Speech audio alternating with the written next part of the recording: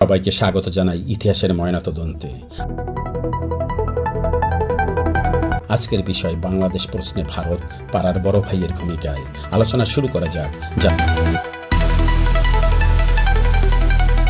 জাতিসংঘের তদন্তে গণহত্যায় মৃত্যুদণ্ডপ্রাপ্ত আসামি পলাতক শেখ হাসিনার দেশে ফেরার পরিকল্পনা নিয়ে অনুষ্ঠানের আয়োজন করে foreign correspondents club of south Asia. প্রচার করে ভারতীয় সংবাদ মাধ্যম ইন্ডিয়া টুডে। ভারতের কাছে বারবার হাসিনাকে ফেরত চাইলেও আইনগত দিক খতিয়ে দেখার কথা বলে সময় ক্ষেপণ করেছে। জাতিসংঘের তদন্ত রিপোর্টকেও করেছে অসম্মান। অনুষ্ঠান পরবর্তী সাংবাদিকদের সওয়ালের জবাবে রণধীর জয়সওয়াল বলেন, হাসিনার কোনো বক্তব্যের সমর্থন করে না ভারত। বেসরকারি প্রতিষ্ঠান আয়োজক হওয়ায় ভারতের কিছু করার নাই। भारत सरकार का इस प्रेस वार्ता में कोई भूमिका नहीं थी। यह प्रेस वार्ता एक निजी मीडिया संस्था द्वारा आयोजित किया गया था। Stated governments position on the issue before the press conference happened. You would have seen those remarks. You were present here. I am reiterating it here. Government had no role to play in what was an event by a private media entity. জয়সওয়ালের কাছে প্রশ্ন, আপনার একই সরকার, একই আয়োজক খালেদা জিয়ার পক্ষে নিয়োগপ্রাপ্ত British আইনজীবী লর্ড কার্লাইল ভারতে আসলে বিমানবন্দর থেকে তাকে বিদায় করা হয়, কারণ লর্ড কার্লাইল হাসিনার নিযুক্ত ছিল না, সে ছিল খালেদা জিয়ার পক্ষের আইনজীবী। রাধার প্রেমে ভাগিনা কৃষ্ণ পাগল ছিল, আপনারা যে হাসিনা প্রেমে পাগল বলে দিলেই হয়। স্বাধীনতার ৫৫ বছর এর গবেষণায় বলতে পারি বাংলাদেশকে স্বাধীন দেশ হওয়ার প্রধান প্রতিবন্ধক ভারত। মুক্তিযুদ্ধে ৯ মাস যুদ্ধ চালিয়ে গেল মেজররা বাংলাদেশের দামাল ছেলেদের সাথে নিয়ে। এক সপ্তাহ যোগ দিয়ে ভারত নিয়ে নিল সকল কৃতিত্ব। ৭ দফা গোলামীর চুক্তি সম্পাদন এর পূর্বে ভারত যুদ্ধে জড়ায়নি। যুদ্ধ পরবর্তী হাজার হাজার কোটি টাকার অস্ত্র ও মূল্যবান জিনিসপত্র লুটপাট করে ভারত। মুজিবরকে দিয়ে ভারতীয় মেজরদের প্রশিক্ষণে একমাত্র মুজিব বাহিনীকে দিয়ে গঠন করে রক্ষী বাহিনী। রণাঙ্গনের মুক্তিযোদ্ধা আর্মিদের করে ফেলে কোণঠাসা। ভারতের লুটপাট আর এমপি মন্ত্রী দলীয় নেতাকর্মীদের দুর্নীতিতে ৭৪ সালে হয় ভয়াবহ দুর্ভিক্ষ। ভোট ও ভাতের অধিকার থেকে বঞ্চিত করে মুজিবার ধারণ করে স্বৈরশাসকের চূড়ান্ত রূপ। সকল রাজনৈতিক দল বাতিল করে একদলীয় বাকশাল কায়েম করে। সকল সংবাদপত্র বাতিল করে নিজ দলীয় 4টি সংবাদপত্র চালু রাখে।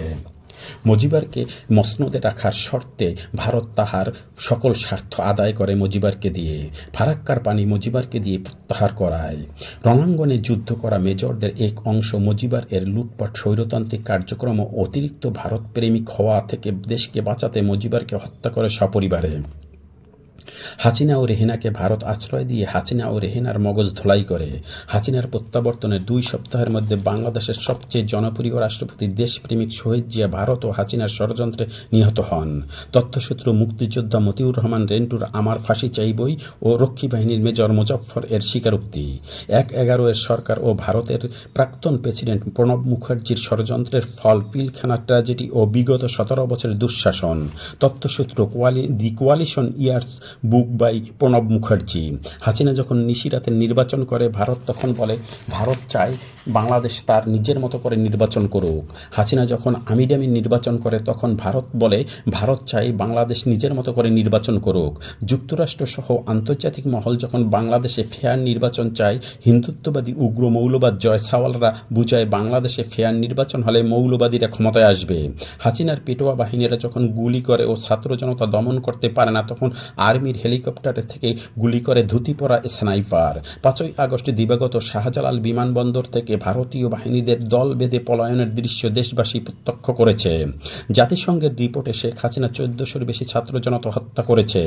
গণহত্যায় হাজার হাজার হয়েছে বিকলাঙ্গ। ভারত বাংলাদেশের জনগণের পাশে দাঁড়ায়নি, বিবৃতিও দেয়নি। অথচ 10 ট্রাক অস্ত্র বিএনপি সরকার আটক করায় বিএনপির উপর দায় চাপায় বসে আছে। 7 সিস্টারের বিদ্রোহীরা যদি বাংলাদেশের কোনো সংগঠনের আয়োজনে ঢাকায় অনুষ্ঠান করে ভারতের কেমন লাগবে? ভারতের সকল নদীতে বাঁধ দিয়ে বাংলাদেশে বর্ষা মৌসুমে বন্যা আর শুষ্ক মৌসুমে মরুভূমির সৃষ্টি করেছে। বাংলাদেশ বিকল্প কিছু ভাবতে গেলেই ষোড়শী বালার চঞ্চলতা সৃষ্টি হয় উগ্র হিন্দুত্ববাদী দাদাদের দেহে। ভারত বড় ভাইয়ের ভূমিকায় বাংলাদেশকে চোখ রাঙায় প্রতিনিয়ত। দাদাবাবুরা করলে কৃষ্ণলীলা আর বাংলাদেশ করলে ধর্ষণ। হাজার বছরের পিছনের চাণক্য আর কৌটিল্যের ধুতি ধরে বসে আছে আছেন দাদাবাবুরা, হাসিনার পার্টি অফিসেও দাদাবাবুদের পদচারণা। সময় এসেছে ভারতের দ্বিচারিতায় মুখোশ খুলে বাংলাদেশের সময়োপযোগী সিদ্ধান্ত গ্রহণ করার। এতক্ষণ ধরে আমার কথা শোনার জন্য সবাইকে ধন্যবাদ।